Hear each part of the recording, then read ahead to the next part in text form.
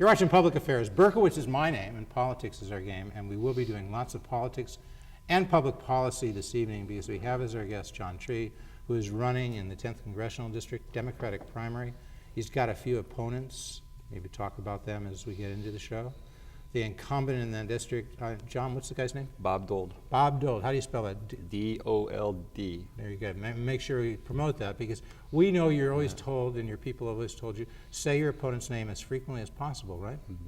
Pete Jean Greco, who's your mail consultant, your message consultant, Pete would advise just let Berkowitz go, do whatever he wants, but make sure you say your ultimate opponent's name. That's right. They say let you talk as long as possible. Bob Dold. Bob Dold. So seriously, we'd like to have Bob here. We haven't had him here since March of 2010. I think that was the primary right after he won the primary. He had a primary, I think. He did, yeah. So we'd like to have him back, and if he were here, you'd like to be with Bob. You'd like to just skip the primary and just go yourself. You're the nominee, right? Head to head, mano a mano. But you got this guy, Ilya Shaman. He's running in the Democratic primary, right? Yes, he is. You know Ilya? I do. You I've like met him Ilya? several times. He's a nice guy. He's a good guy. He's a little younger than you are. He is. But you're not going to make his youth and inexperience an issue in this race, and he's not going to make your age or yes, right? My senior status. Your senior status as a 45-year-old. Okay. Yes. And with this other guy, his name is Brad Schneider. Yeah, it is. Okay, he's more your age. He is actually a few years older, but my peer. Okay, and so we'll just get right to it. So why should Democrats in the 10th Congressional District, well, sort of the area north of the North Shore, west of that area, why should Democrats in the 10th Congressional District vote for John Tree? Yeah, great question. In the Democratic primary. Yeah. For my leadership and background in business and in the military, I'm a full colonel in the Air Force. I work at the Pentagon. I've served our country for 21 and a half years now as a military officer. I've also held tremendous big jobs in corporate America. I was the brand manager of Rice Krispies Treats, of Nutri-Grain, of Special K bars. I've managed small companies and startups, and I know what it takes to create jobs and get this economy moving again. Okay, so that's it. It's not your resume. It was that last bit I heard. You know how to create jobs and get this economy moving again. And the number one issue in our district is creating jobs and getting us moving forward. But I've been watching, you've been probably watching the Republican presidential. Yes, I have. Presidential primary debates. We're taping this show on January 8th, I think it is, right? Yep. And so there was a debate this morning on Meet the Press. There was one last night in New Hampshire. You watched those? I did. And so don't those guys almost to a person, I think there's sort of 6 candidates left, I think, something like that. It's hard to keep track. Don't they to a person say, government doesn't create jobs? You just said we need to get this economy moving. You're running for a government job. It will create one job if you win, right? But seriously, okay? Yeah. Does the government create jobs? Isn't that the private sector? You know, it's a combination of both private and government. Federal, state, local on the government side, and then on the private sector. The private sector certainly bears the larger responsibility, but the role of government is to provide a safety net for those in need and for those that really are at the end of the rope for themselves. Private industry often will ignore that segment of society, and we do need a basic floor. And also we're in a recession. And so we need help getting out of a recession. But who put us in that recession? Wasn't that government that put us in the recession? Largely, the single thing that we can track for this recession is that when George W. Bush came into power, he gave everyone a tax cut. And who doesn't like a tax cut? Everybody got more money in their pocketbook. And then we had 2 major wars to the cost of $1.5 trillion. So when you take less money into the revenue, into the United States Treasury, where we put all of our revenues collectively as a nation, you cut revenue so you have less revenue coming in, and then you spend $1.5 trillion in the defense programs in Iraq and Afghanistan. And remember, I'm a 21-year military veteran. I can talk about the military with a lot of passion and knowledge, and I can say that it doesn't make business sense. Cut revenues and then spend and wonder how come we're in debt. No, but wait a second, because when you say cut revenues, spending went way up. Domestic and foreign spending went way up under in the Bush administration, yes, right? It did. Bush was no small government guy. Talk to any conservative; they're not too happy with the Bush performance, right?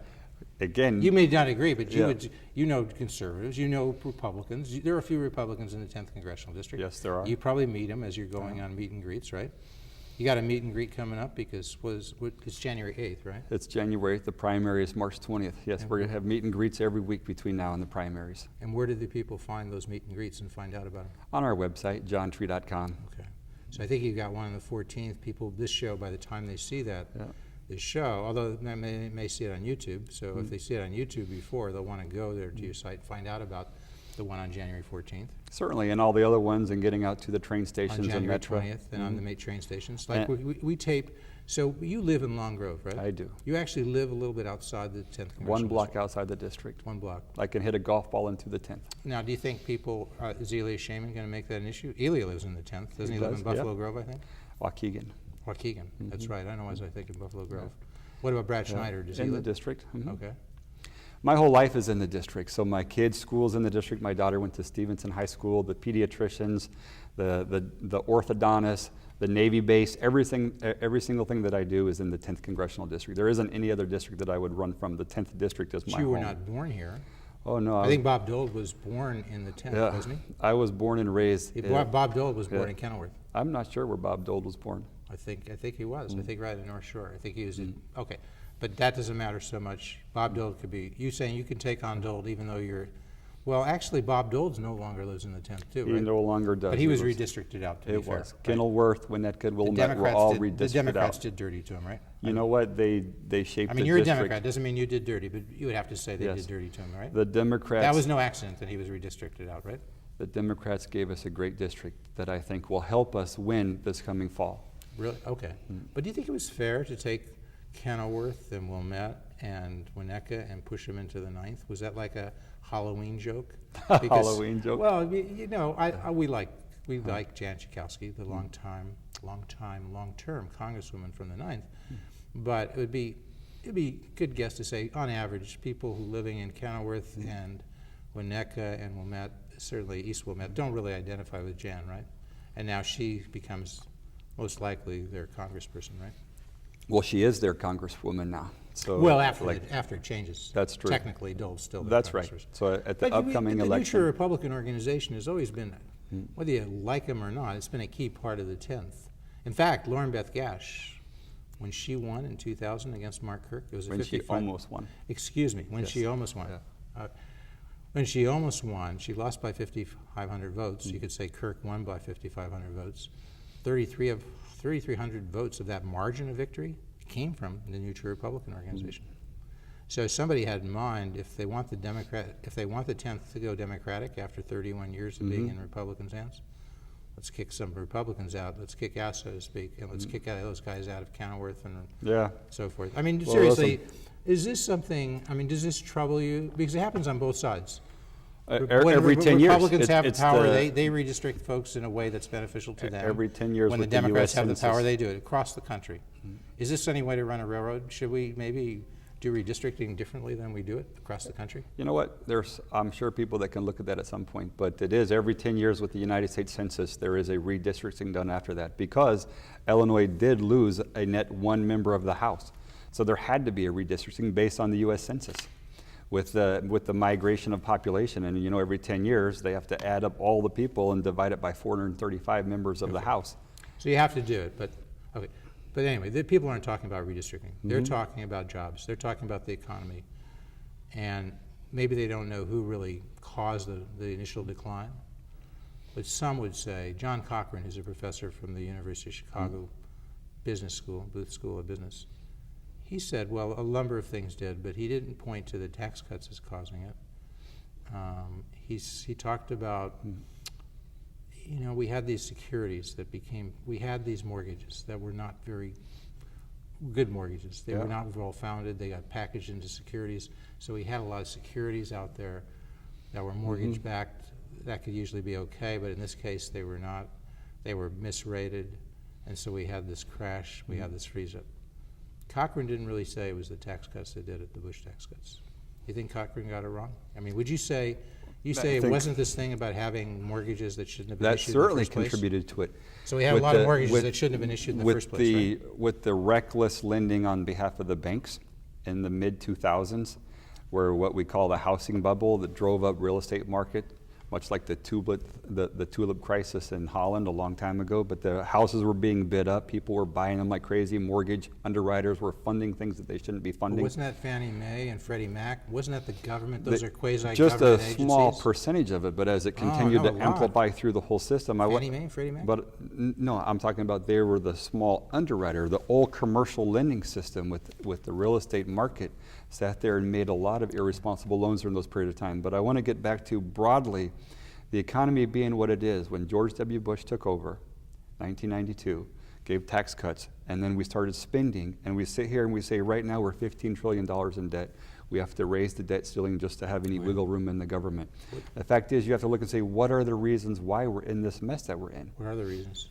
Again, What was the debt? What was the debt when Barack Obama came in 3 years ago? The- national debt. going back to the beginning though, No, but in 2008, when Mm-hmm. Barack Obama was elected in November of 2008, what was the level of the what, debt? 13 I trillion, think somewhere? wasn't it like 8 or 9? Hasn't it gone up like 5 trillion under his It tutelage? continues to go up. I mean, we have his deficits run, the Obama deficits run $1.5 trillion to $2 trillion, That's right. right? It does.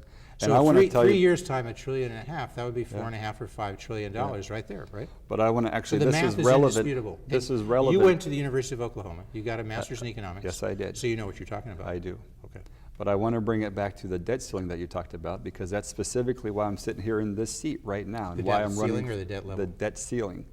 And that's why I ran Okay. for Congress, because I was at the Pentagon this last summer as a colonel in the Air Force, where I work part-time. I go out to the Pentagon 2 to 3 days a month. And I was out there this past summer Hold on, but you've been in the military how many years now? for 21 and a half years, Ever since you graduated ever from the Air since I Force graduated Academy. from the Air Force Academy in 1990. And you left active duty in 97? Yes, that's right. 7 years of active duty. I left as a captain, and then I became a reserve Air Force officer and got promoted to major, then lieutenant colonel, and now colonel. So you would outrank even Mark Kirk? I He's would. in the Navy, Yes, he is. but you would outrank him, I and would. you're one step away from being a general. That is the next level. He's how many steps away from being a general? I'm not sure. I think 2. Okay. So this, Although in the Navy it'd be called admiral. so in a sense, you're following the career track of Mark Kirk. I because- wouldn't would say you- that. no, Sort Yeah. of, you're right. I wouldn't say I'm No, but following in his here, career path. let's go, okay, we'll Yeah. come back to the economy in a second, but this is important. Because you know, a lot of times people say the 10th is a very different district. It values independence. Kirk, when he ran in 2000, I think his slogan was experience, integrity, and independence, or something like that. And if he didn't run on this, folks, he should have, okay? Because I would have said, right. You would agree. Those are 3 good those things are to run 3 on. great Are qualities. you running on experience, integrity, and independence? Certainly I am, but I want to get back to even why I ran in the first place. Okay. So I'm sitting at the Pentagon with the senior leadership people there, the generals and the admirals, and we're getting updates from Capitol Hill that say there's a debt ceiling that needs to be negotiated. We need to lift the debt ceiling. If we don't get this agreement done to raise the debt ceiling, we literally will shut the government down and we can't pay our men and women on active duty. Okay. And I was sitting there as a son of a fighter pilot. My dad flew in Vietnam. I was born and raised into the Air Force. And then with 21 and a half years in myself and sitting at the Pentagon, working on teams that needed to prepare communications to go out and tell our men and women on active duty that are putting their lives in harm's way to say, guess what? The Congress is playing politics. The hard right Tea Party was not going along with these negotiations. Even Speaker John Boehner, Republican, was willing to raise the debt ceiling and compromise with the Democrats, but the hard right kept digging in and saying no, no, and no. And the implications of those no's were that we weren't going to pay. Speaker Boehner tells a different story. He says he was negotiating with Obama, and then he made an agreement, a concession on raising revenue, and then Obama came back and said no, he needed more. So Boehner disputes But what you've just said. He certainly I'm not doesn't. saying- He I'm not saying voted, he's right, He but- actually voted to raise the debt ceiling. The hard right voted no.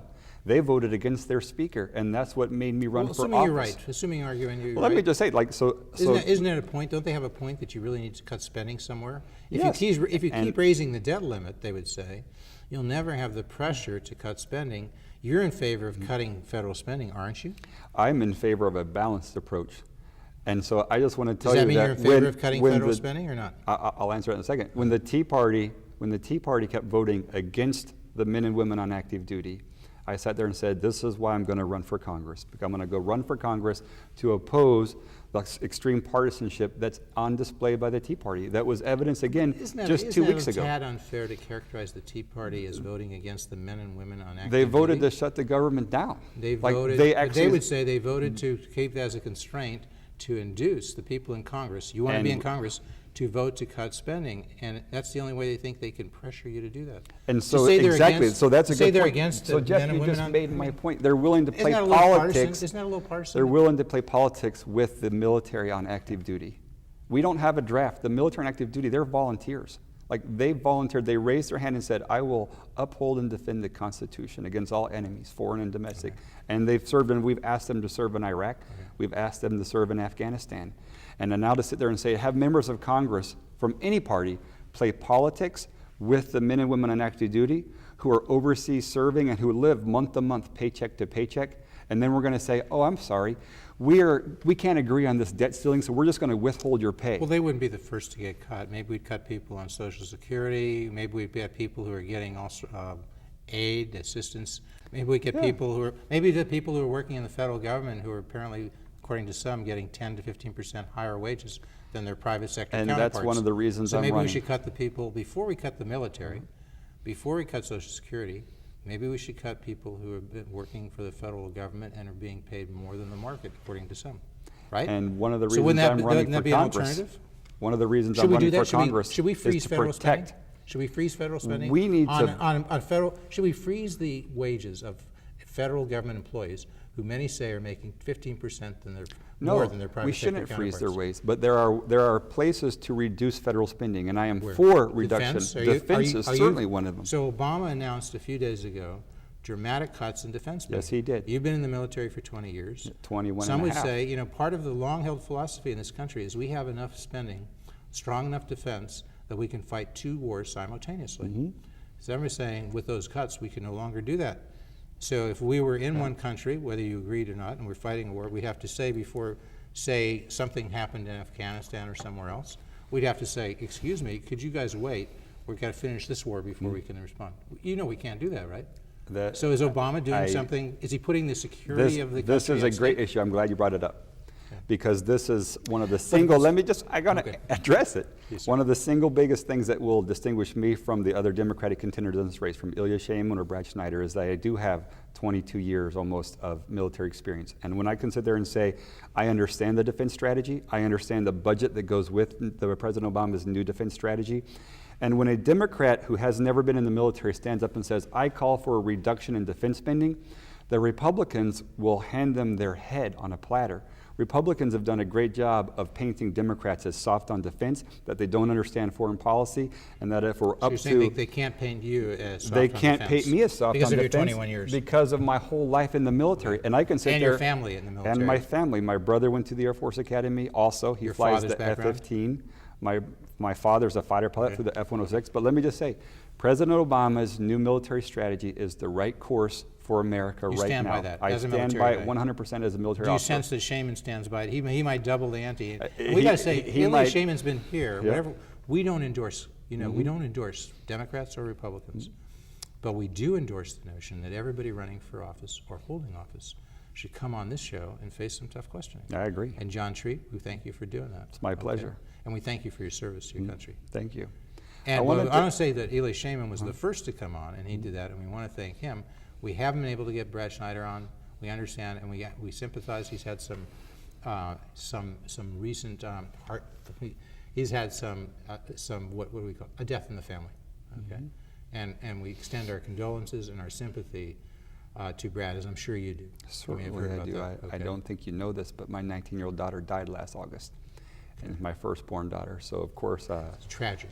a I can't tragic imagine what it's death, like, and and you have it's- our sympathy as well. It's the hardest thing that I've ever gone through Okay. in my life. Certainly, my heart goes out to Brad for So losing a when loved you one. heard his father-in-law, you may have heard his Mm-hmm. father-in-law, I think, passed away recently.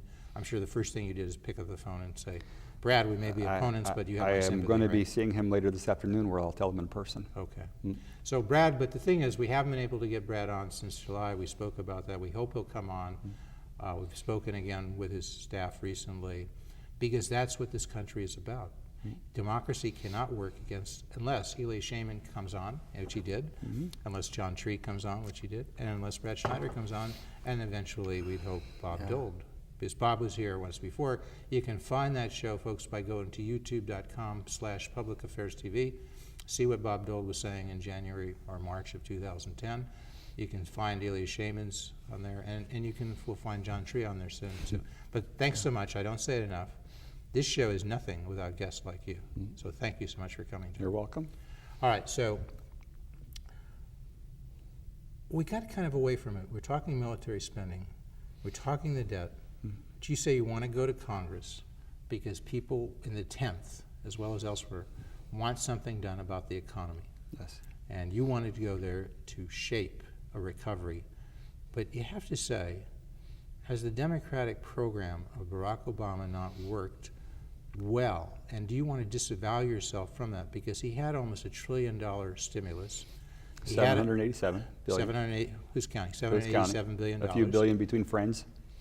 The chairman of his Council of Economic Advisors, Christina Romer, said, look, do this, folks, pass his legislation, and unemployment won't go above 8%. It went above 8%, it went above 9%, it went up to 10%. Now it's fallen back to 8.5%, but that 8.5%, that's 3 years later. Would you have to say, is that a performance that you're not proud of? And would you say perhaps maybe they should have had a different, they had some tax cuts, but maybe they should have had a different kind? Maybe working with the Republicans, maybe you could find a different kind of tax cuts which might expedite this recovery. Cut marginal rates of taxation, do what, who's that senator from Pennsylvania who's running, former senator from Pennsylvania, you know who I'm talking about? Rick Santorum, right? He says you should cut the capital gains tax maybe to 0. He said you should cut the corporate tax for manufacturing firms to 0. Maybe Rick Santorum has the right idea. If you were to go to Congress, would you join arms with similar people in the House who might be Republican and the Senate who said, let's do that tax cuts, let's get them going because we're all in this together. That hasn't been a traditional push of the Democratic Party. First of all, would you buy into that? We are all in this together. And when I walk through the district, people aren't coming up to me saying I'm a Republican or I'm a Democrat or I'm suffering or I'm not suffering. Everybody is suffering, and the economy is bad. Okay, so and we're sitting here, no, I want to address this. We're sitting here suffering together, and we need to find a common solution. And you talked about President Obama and the Recovery Act in February of 2009, $787 billion. And the unemployment rate, and when we got that approved, we sat there and said the unemployment rate was not going to go above 8 or 9 or 10, and you're right that it did. It did. What we don't know, but what I hypothesize is it would have done much worse had this Recovery Act not been put in place. Really? I do think so. When you sit there, the Congressional Budget Office and other independent think tanks have looked at this and seen the drivers of the falling economy through the late 2000s, 2006, 2007, 2008. And things were falling. Would you do this, things were though? falling apart much worse John, would than you do this, people though? expected. Would you watch the show we did a week or two with, maybe you did already, with John Cochran, professor of economics at the University of Chicago Booth School of Business? Would you watch that? Because I will watch it. He said that wasn't the case. He said he doesn't think stimulus has worked. He recognized there are people who disagree with him. Maybe would you call him up? Would you do me a favor? Call up John Cochran. Say you're a personal friend of Jeff Berkowitz. Okay. And you'd like to spend a little time with him. Go down and meet with him. Buy him lunch. Let him buy you lunch. Expose yourself to that point of view. And then come back and give us a report. You know what? Would you promise to do that? I will promise to do that. Okay. I will promise Because to I do think that. Mr. Cochran, Professor Cochran will do that. He's a fair guy. And you know, one of his colleagues is Austin Goolsbee. So people at the University of Chicago Business School can differ. Austin being a former Certainly. chairman of the Council of Economic Advisors under Barack Obama. Now, I'd like to have a little seminar with you and Cochran and maybe Bob Dole and maybe one of your colleagues running against it. And talk sit about down and talk about this talk stuff. about what's good for America and what actually could have happened that would have been worse had we not had a Recovery Act in place. What would have happened? And let people see the diversity of views and see what's right. Is this a good idea for the 10th? No, I think it's a great idea. Like public discourse and debate is healthy, and that's one of the things that I have a problem with about the current Congress is they don't actually debate and compromise. What they do is they spend their whole day throwing rocks at each other. Okay. The hard right throws rocks at the left fights back. And so we sit there and need, where is the common ground? So lightning round, payroll tax. The Democrats first, I guess, did want it. It was going to be for a year, then it's 2 months. Some Republicans, they said they didn't want it, then they did. Shouldn't somebody stand up and say, look, if you're going to do a payroll tax cut, don't do it for a year. That's not the way to have an effect. Do it for 5 years. In fact, do it indefinitely. Jeff- Just cut the tax indefinitely. Don't have it sunset at all. You'd have a miraculous recovery because people, look, Milton Friedman, Capitalism Freedom. You can he's stop. written about people you can consume out stop, of their permanent You can income. stop the question You right agree there. with that? I'm absolutely for that. A permanent cut I in the will payroll go tax. there for at least 5 years. At least 5 years, Because okay. why?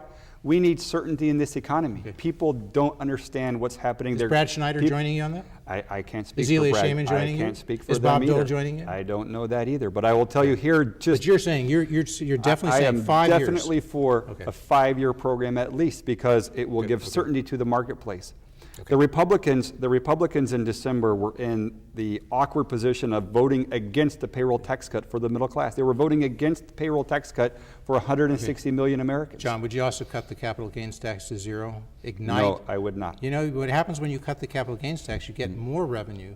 Even though the rate goes down, people invest and I'm they pay more actually corporate for. taxes, if not I'm capital actually gains taxes. for not extending those Bush era tax cuts for the You wanna do wealthy. that? I want to end them. I want to What restore about them for to the middle what they were. class that got Bush tax cuts? Keep them for those folks? Keep them for the Even though that middle costs class. $3 trillion. The middle class, And the- the upper 1 or 2%, that only costs $700 billion. And we could talk tax Okay. code for the rest of We two don't have more time, because we shows. only have 3 or 4 minutes left, so we got to real quick on this lightning round, okay? Iraq, a mistake, definitely a mistake. Looking back, I know there Yeah. weren't weapons of mass destruction, but some people would say the United States inadvertently ended up helping to create a more stable democracy, perhaps an ally in the Middle East. Do you agree? As an Air Force officer and a colonel in the Air Force, lifelong military man, I am opposed to Iraq. I wish that we would not have gone there. Afghanistan, was Def- that the good war, as definitely Obama said? Yes, it is. It's a good war. We went there to fight Al-Qaeda and fight against terrorism. Do you know if Elia Shaman agrees with you? You don't know. I think that he does actually on this one. I'm On not Afghanistan, sure. okay. You're 1,000% pro-choice? Yes, I am. There's no way you would limit a woman's right to have an abortion Not in any in any case. way. Partial birth abortion, she wants to have an abortion 2 weeks away. 100%. In her 8th month, let her do it. Listen, It's I am not because I am Patrick, against the government Daniel getting Patrick involved in Moynihan, that. you know him, he was a former U.S. Senator, Democrat. He said that was close to infanticide. Daniel Patrick Moynihan, Democrat. You disagree with Again, Senator Moynihan? 100% pro-choice. Okay. Lightning round answer. Same-sex marriage? Yes For. or no? I'm You're I'm for equal rights across the spectrum. More gun control? Does the 10th Congressional District need more federal gun control? I am pro-gun control, and as an Air Force officer, I Should can we have tell more? you. Should we have more than we what, currently have? What we have right now is a good amount of gun control. We don't Would you like to allow have a ban on concealed assault carry. weapons? Yeah, absolutely, I want to We ban don't on have a assault ban on assault weapons. weapons. We don't. Should it be on the state or federal level? A federal level. School vouchers, school of choice? I'm Yes? against them. Are you against charter schools too? I am for actually. I'm for the middle class, and I'm against the voucher program because what it does is it nothing's working, we're going to continue to reprioritizes. speak as the credits roll, but I very much want to thank our guest, John Tree. He's running for Congress in the 10th Congressional District, Democratic primary. Thank you so much for coming, John. Thank you for having Tell us me. quickly, where's the 10th Congressional District? It actually is a very new district that starts in Highland Park and heads all the way up north to the Wisconsin border, goes out west to the Round Lakes, Fox Lake, and then down through Buffalo Grove, Long Grove. So pretty big geography You're a free trader, John? most of the time. Most of the time. Yes, sometimes you would restrict trade. I- But generally, you think trade is a good thing. Trade is a good You would thing like as to see long more as it's trade with fair. China. I would like to see it fair to make sure that a that code word it for takes care of the protectionism? union. Is that a No, code it's word? not a code for protectionism. It's a code word for fair. Other than your experience and background, what's the issue? Is there one issue that distinguishes you from your competitors in the Democratic primary? Leadership, without a doubt. In terms of like whether it's tax cuts, whether it's spending, whether it's the debt, No, because whether it's we're- abortion, whatever it is, same-sex marriage, you guys are all the We same. are all great Shaman, Democrats. Schneider, at least, and you, the three major candidates, all the same. No difference in issues. It's just that you're saying you got more leadership background from the And military. certainly more understanding of foreign policy and understanding of how to cut the defense budget responsibly and still maintain our posture overseas. Okay. And so when you're going to people, still they're asking about the economy, you're telling them, send me to Washington, you improve the situation on jobs. That's right. That's your, That that's is your what I'm push. saying. The most important thing you can say. Jobs. And if the second thing, what would it be?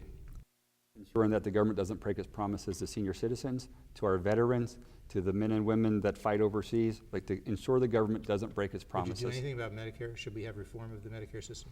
We need to make sure that Medicare stays solvent. We need to balance the budget, but we So you need agree to with do the it. Republicans, we need reform. We need actually to Paul Ryan, you strengthen agree it. with Paul Ryan? Not at all. Voted against that, even though his budget passed. I would have voted against. But the